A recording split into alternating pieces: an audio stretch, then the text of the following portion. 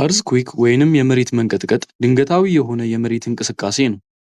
ይህ የመሬት እንቅስቃሴ ከመሬት ስር የሚነሳ ሲሆን አብዛኛው ጊዜም ከፎልቲንግ ጋር ይገናኛል።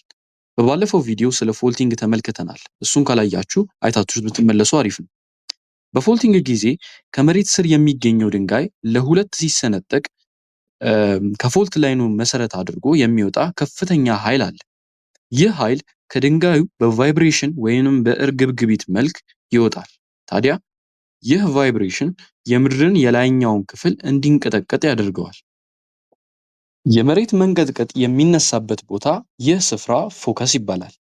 ከሱ በላይ የሚገኘው ደግሞ ኤፒሴንተር ይባላል።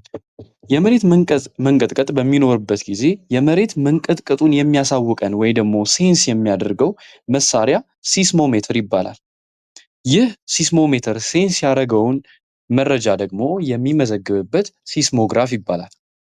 ይህ ስክሪኑ ላይ የምትመለከቱት ዲቫይስ ሲስሞግራፍ ይባላል። እንደ አጠቃላይ ሲስሞግራፍ ማለት ሴንሰሩንም ማለትም ሲስሞሜትሯንም እና መዝጋቢው አካሉንም የሚይዝ ሙሉ መሳሪያው ነው።